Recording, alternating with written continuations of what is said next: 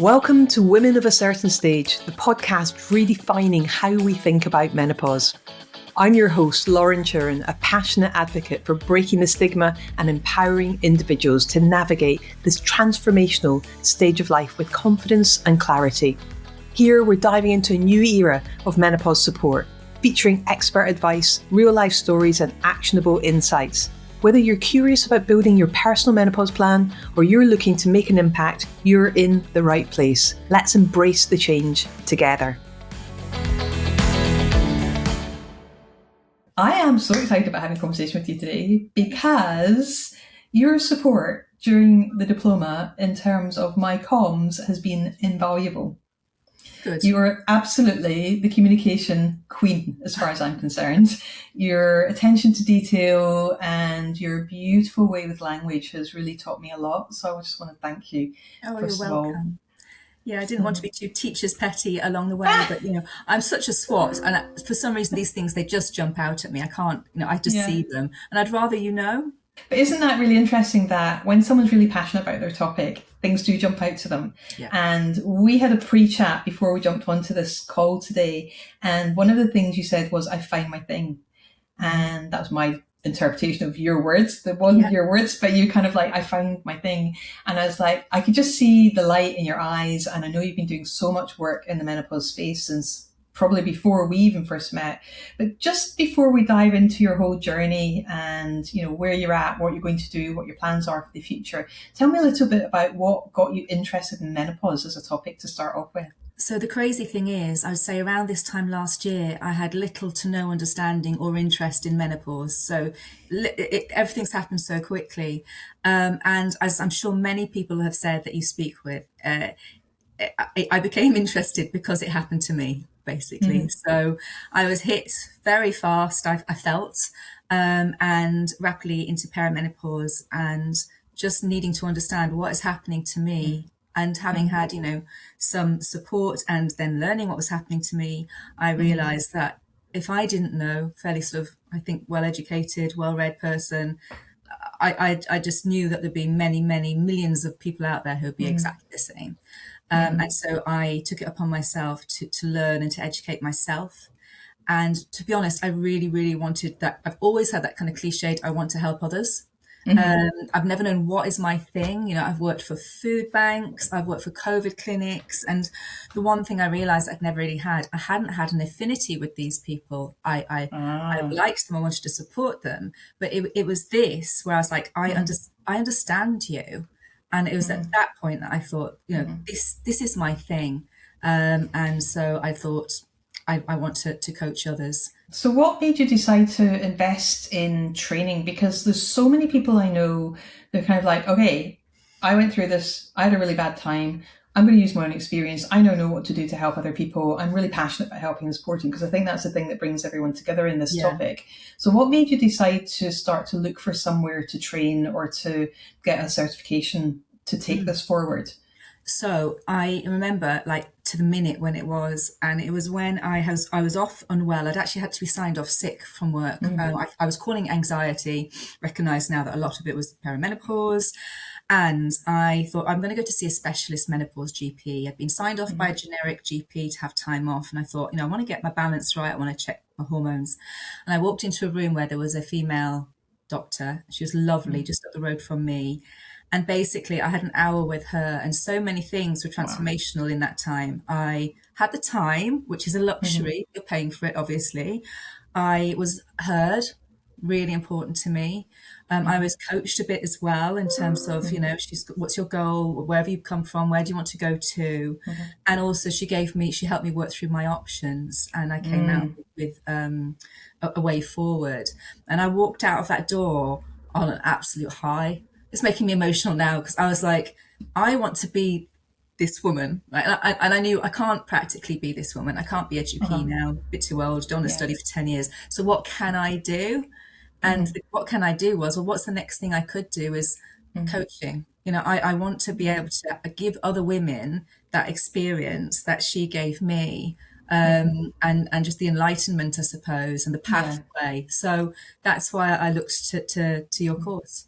And why this course over any other courses out there? Because there are plenty for people to choose from. There are, and it's actually quite, I feel it's a shame when I look at how easy, the fact that this isn't kind of a regulated industry is quite frustrating. It must be for you, because you've got, courses out there that claim for £79 you can become a menopause coach, and it's just frustrating. So I was looking for something that had that was extensive and thorough, that went into a level of scientific detail, because I wanted to understand the biology behind things.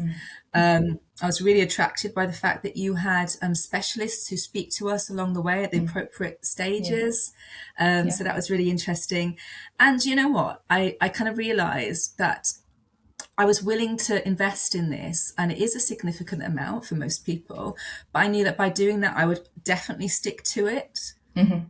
Because you're not going to give up when you have invested like that. And I think finally the fact that it was a weekly in-person session made it, again, you show up. I think it would just been self-paced.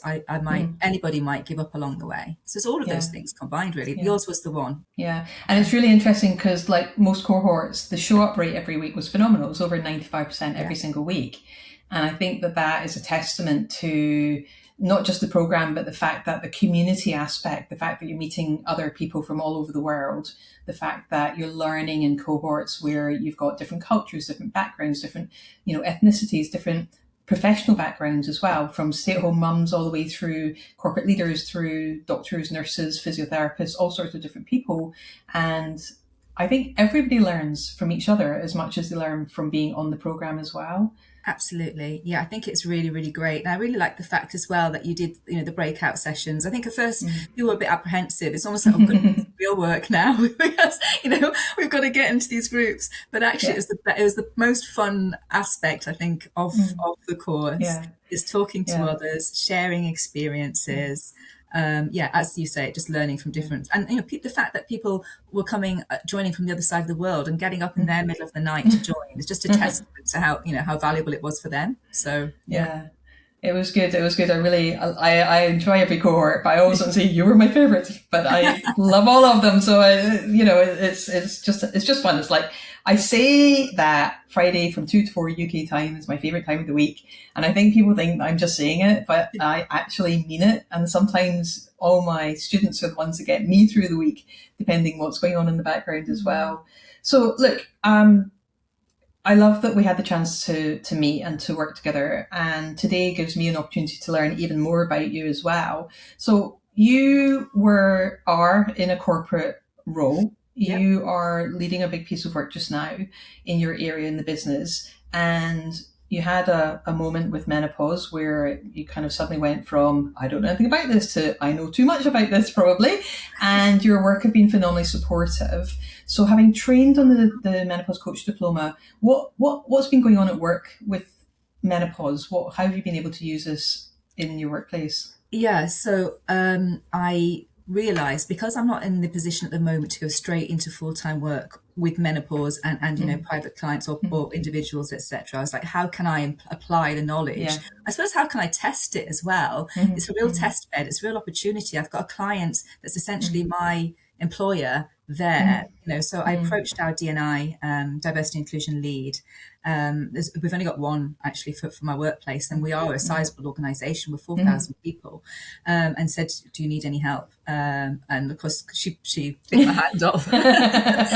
So it's been really, really good. So I've been, we've got a menopause support group there, which to date has really been a kind of a chat network, which is cool. But I've helped them, I think structure things a little bit more. So I've helped them understand, surveyed them to find out their needs. We've created a new brand and visibility. We've done digital screens everywhere. And I also created an intranet community and basically took everything that they have already created and just put it in one place. So, all we've really done is resurfaced what's existing and refreshed it. But that's been great for me. And we're planning a webinar in April where it'll be, the classic, what is menopause, what are the symptoms, etc., an educational piece. I think one of the things I made a decision to do quite early as well was to tell my story at work. Wow. Yeah, it was kind of a big thing really, but I wrote an intranet article and just said, Mm-hmm. this has been my experience, and Mm. I'm back kind of thing. And Yeah. and I kind of thought I could either come back and hide in the shadows, having been off for 2 months, or just Mm-hmm. stand Mm-hmm. up and say, this is Yeah. what's happened to me, and Mm-hmm. here's the menopause support group to help us all. And that went down really, really well. And Yeah. it was quite nice. I particularly with men, actually, having men coming up Yeah. in the restaurant and saying, I read your story and my wife's going through the same thing, Yeah. So I just think there's no shame. The more we normalize Mm-hmm. the conversation at work, the Mm-hmm. easier it is. But what a powerful thing to do. That's a very conscious choice to do that. And some people will do that, and other people are like, oh no, shame, stigma, whatever, whatever. So as a result of doing that, clearly you've seen the impact and the ripple effects of doing that at work. Yeah. And how else have you used what you've learned, and how else has using your story come about? What other opportunities has that opened up? I think I've gone a bit crazy with it, to be honest, but it all kind of happened organically. I'm one of these people who I swear my heart on my sleeve, right? So if I'm going through something, poor people around me, they know about it, right? So I'm sure if my family and friends hear the word menopause one more time, right? And but no, in all seriousness, so I had never really used LinkedIn before. I had a profile which was quite glossy actually, because I went through a stage where I was like, I need to reposition myself as a comms manager, just because I was kind of uninspired and wanted to reinvent myself. So I'd done a bit there. But I have another coach, a lifestyle kind of coach. I see her every 6 weeks or so. We just talk about anything. And she said, look, you've been through this. It's quite a significant journey. I think you should tell your story on LinkedIn. And I was like, oh, no, like, why would I do it to me? And she said, I really think you should. So I did a story. This is before I told it at work, actually, and was just really blown away by the response, actually.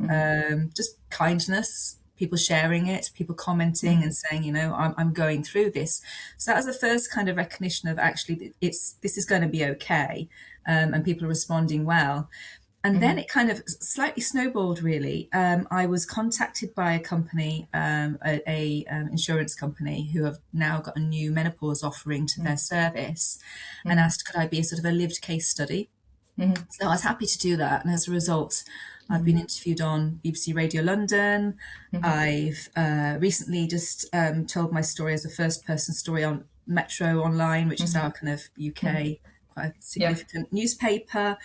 And something that was really, really fun, I was asked to be on a webinar on men and the menopause. That was brilliant. And I was joined by a doctor and somebody else who's doing great things in the space of menopause at their work. And I was kind of the lived story kind of person, And we had over 400 people join that webinar. Wow. And the guy who hosted it said he's never had such a good following, I suppose, for something. So that's how I've kind of been getting involved in LinkedIn side of things as well. And I think just to anyone that's listening, one of the things that people will say to me when I have an initial chat with someone before they come on the diploma is like, will I make my return investment? How will people know that I'm available? And I'm always saying to people, you have to let people know. You can't just train, become a menopause coach, and then expect everyone to come to you. You have to actually go out there. You don't have to share personal stories. You don't have to use your own lived experience. You can borrow others. You can, share facts and information. But stories tell, stories sell. They reach, they connect, they help you become more visible. And whether you do that just through your friendship groups, your work communities, whether you do that online, however you choose to do it, it's so important to get out there and become visible. And I think you're one of the best examples of using your story and getting out there and just confidently, whether it felt that way or not at the time, just getting out there and doing that. So I'm super excited for where this is going to take you going forward. And the other thing we touched on just before we started this today was I talked about becoming famous in your local area as well. Now, you've already hit the big time, right? You've already gone out there and done great stuff. But there's something magical in finding your local radio station or your local magazine or newspaper, whatever it is, and just getting to know your local journalists. Because quite often national press will look for local stories that have gone down really well, and that's what then blows them up. Such a great idea, and it's something I hadn't really considered. And we are in a good area for this kind of story, I suppose, and situation. I'm already a member of different sort of this wellness groups nearby, and with women, founders and all this kind of thing. So really, really good for me to think about. And one other thing, actually, I've just been doing pro bono. All of this stuff obviously hasn't been paid, but is, again, it's just kind of looking for opportunities, really. Somebody approached me and said, I'm establishing a company. We're at investment stage, but it's women's wellness. I see you're a kind of comms person. You've had a presence. Would you be interested in just giving us some guidance, really, on comms? But with your menopause hat on. So we'll see what happens with that. It might not go anywhere, but again, it's all about kind of connecting with people. Networking is just such a cringe word, but I've never been very good at it, but I'm starting to get better. And the reason for being pro bono is because you're in your full-time job at the moment, or is there another reason behind that? Yeah, to be honest, for me, I've been mindful that I'm in my current job for at least, I'd say, the next year. And I only have very recently actually had permission from work. I said to them, look, I've just established a limited company. It's been lying dormant, but I'd like to possibly take some paid work. It's just so I have the option. But for me, to be honest, it's not about the money at this stage. It will be in the future. This is a full-time job. I'm going to have to earn something. This is more about my visibility, being established as a coach. And actually, what I didn't say, every single time I've done any of these pieces of work, the one thing I ask is that they make it clear that, I've been through this journey and I am now an accredited menopause coach. So that's my ask. And it's been, of course, absolutely fine and accepted, So getting myself out there is the most important thing at this time. There's been a rush of it. I know that'll slow down, but just having little drip feeds of where I've always got my fingers in a pie until I'm ready to go, I think will help. I think that in the UK, certainly with the Menopause Action Plans coming out next year, yes, we know there's going to be companies and employers that will do very tick box exercises because they're up against it with everything else. But there are also 30-40% of organisations that have already started the menopause journey who now understand the benefit of providing the right support for their colleagues over and above an awareness session, over and above a policy or a guidance document. So I do see this beginning to take some really significant momentum in the UK. And in the States, we know that 17 states have gone for protection for workers going through menopause. And Rhode Island is the first one that's had their protection come through. So we're starting to see movement there as well. And where the UK and the States are taking these actions, we know other countries are going to follow. So I am excited about the future. I think we're definitely going to see more momentum. And after 13 years of working in this space, I definitely want to see more momentum going forward as well. So look, if we just pictured, and I do this a lot when I'm actually delivering the training, but if you pictured 18 months from now, what would, pending something amazing at work coming up that you just wanted to get your teeth into, let's say you follow your path on this way, what would your ideal day or week look like in 18 months to 2 years from now? I think what I'm most excited about is to have an opportunity to have a different experience almost every day. At the moment, I enjoy my job. It does me very well, but I sit at a desk for about 8 hours a day. And, if I go into the office, I see the same lovely people.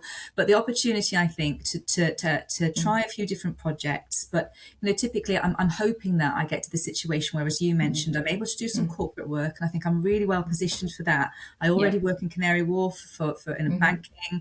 I've got a great network across Canary Wharf that I'm hooked into.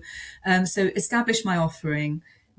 Work with individuals to give me that heart piece, which is really important to me, which I've always been yearning for. And then, the head stroke finances is trying to get into the corporate space, as you've just said. So a combination of those would be absolutely brilliant. And then, as you mentioned, kind of community in terms of the media, but I am in a vibrant community with an awful lot of middle-aged, middle-class who I think also are a market, but also, really, there's nobody else really around here that I see doing this kind of thing. So I see an opportunity here. My next door neighbour is a women's health personal trainer specialising in kind of menopausal women. So we've already said, could we collaborate and do something together? So I'd love to do something like that as well. And I can't wait to get stuck in. I just really wish I had more time, more hours in the day, Yeah. Well, I mean, just thinking about working for yourself and having that level of freedom and flexibility, not that it doesn't come without tons of hard work, right? Yeah. Businesses are not built overnight. It takes consistency, it takes determination, it takes tenacity. But what are you most looking forward to in terms of working for yourself? That's a good question. I think just kind of being accountable for my own success is a big one. That sense of achievement, every day being different, as I mentioned before, Yeah. and just a chance to mix with different people. I am a real people person, so I used to be a limited company actually years ago, so I'm fine with just dropping in, parachuting into somewhere and getting stuck in and doing a project and then going again, you know. So that kind of feel of working with businesses, hopefully building relationships, so I do go back again, you know. But Yeah. that kind of building of multiple strands of expertise is something that I really would like to do. And I think that's the reason why I've chosen, I know instinctively, the right path for me is not just one-to-one coaching. You know, I really want to have Yeah. that mix. Yeah. Yeah. And yeah, you know, I if I'm absolutely honest, it'd be great if it affords me the benefits and living that I enjoy today. It may not, and that's okay as long as I can afford to live. And it's so important to me that I don't mind taking a drop. This is something that's a passion project now for me. So yeah, I'm just really excited to do it. Yeah. It's interesting just listening to you saying that because I remember when I went from being a contractor in financial services to being perm, Yeah, not my finest hour. I'm not a great employee, but I went from contracting where I was charging a healthy day rate, which yeah, was being honoured for a long period of time, and then went perm. yeah, But when I negotiated that, I negotiated something that was very akin to what I'd been earning as a contractor. yeah, Plus, you've got your benefits and all your other package when you're working in financial services. yeah, So that was fine. And I remember when I left thinking, ugh, how do I generate that type of income? And then I sat down and I worked out, what do I pay for a nanny? What do I pay for babysitters? What do I pay for help around the house? I'm a sole parent and I had a little one at the time. What do I pay for the help in the garden? What do I pay for all these things? yeah, And what if I was just picking up and dropping my son to school myself? What if together we were looking after the house and the garden? What if I didn't have any of those on costs anymore and actually enjoyed doing those things again? yeah, And it was really fascinating just how much time I was spending working to pay for people so that I could go to work. yeah, And, that first year after I left, it was like, oh, actually, you don't really need to be earning all of that. Now, obviously, I've been doing this for a long time and I've built things back up again and some. But it's interesting how when we're in corporate, our expectations and our travel and the way we perhaps feel like we have to show up is so yeah. different than perhaps what we would choose otherwise. I totally hear you. And I think already mentally I'm kind of going through that kind of process. And I'm also just slowing down in the amount of frivolous spend anyway. Like I just kind of realize I don't need to be doing all of this like traveling and running around. And also from a practical perspective, my kids, they're going Yeah. through uni, but in the next couple of years that will have been seen to. So circumstances change, and I'm willing Yeah. to tighten the belt, whatever they say, just to make this happen. Yeah. I can't imagine you're going to have to do much tightening of the belt because you're not even out there yet. And already you're getting great publicity, great visibility. You've got amazing people that you're working with and supporting. I'm curious, what else have we not touched on that you would really love to share or talk about today? Oh gosh, do you know what? That's a question I hadn't given any thought to. I think we've covered most things. I suppose I just want to say thank you, really. Kind of a bit cringe, but like I didn't really know when I started the course where this would take me, and the kind of the richness of knowledge that I've had, but also it's just the understanding of there's so many routes that you can go down with this. It actually blows my mind. Like we've talked about like some obvious ones today, but there's just so many different angles that you could do. I also know I could theoretically, I don't know if it's practical, approach PCN. So like, talking to local doctors groups and say, one of my thoughts was, there must be a point. So many doctors are so busy and it's so expensive on the National Health Service. Is there a way of, the way you go to a pharmacy to talk to them before, instead of going to a doctor, kind of Yeah, yeah. for their kind of point of view. Is there a stopgap where you can actually offer that service, or to private clinics or something like that? So, and that's just, one thing out of 10, 20 that I know we could use this. So this is so rich. And so I had no idea when I went into this that this could be the potential outcome. So thank you for helping me come to that. No, I'm just, like I said at the very beginning, I'm just very grateful because you found like occasional typos and things that I have not even noticed for 6-7 years. So I was like, oh my goodness. And they're the ones I told you about, Lauren. Sometimes sometimes like, I've seen some, but I can't send her another email like this week, so I just let it go. For anyone that's listening that's contemplating coming in the course, it is not predicated on my ability to copy, spell check and all of that. The content is about what we deliver in person.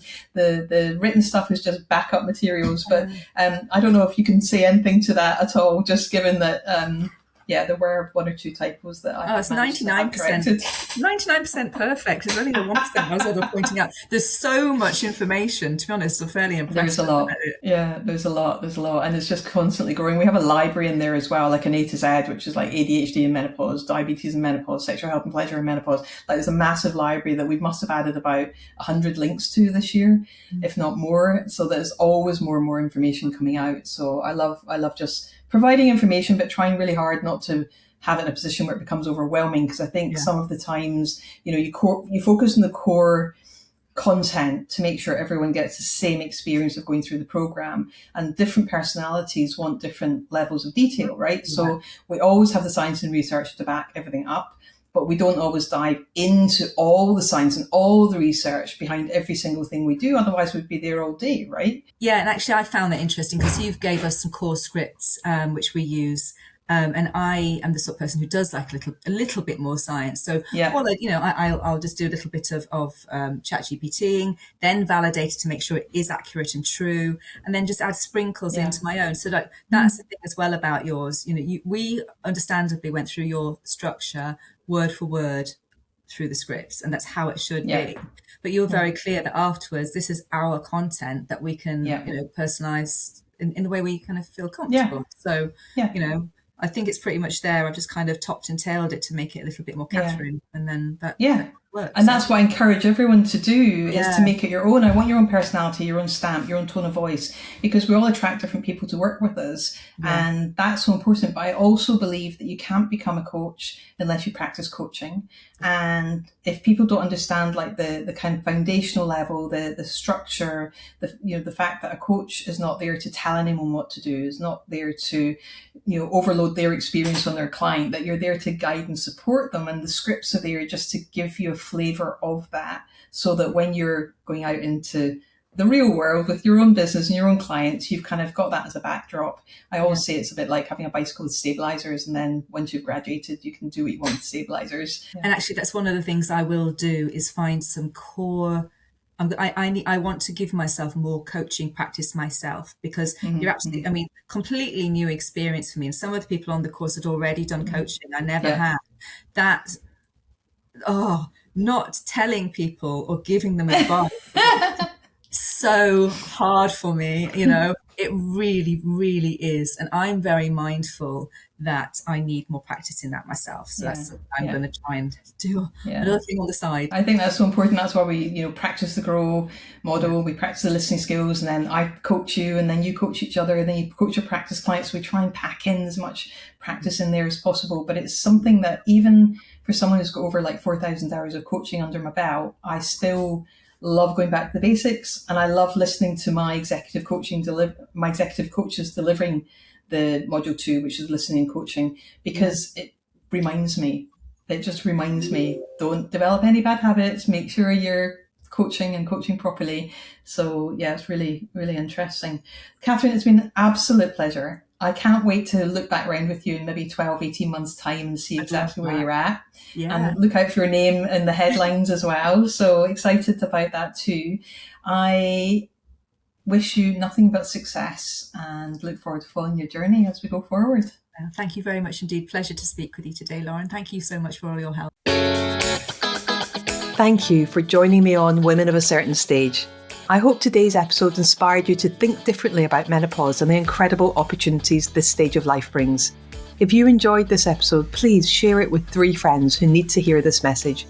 Don't forget to like, subscribe, and leave a review. It helps us reach even more people. You can connect with me on LinkedIn at Lauren Turin, or visit our website at womenofacertainstage.com to learn more about menopause coaching, inspiring events, and corporate training. Until next time, let's continue making a difference, one conversation at a time.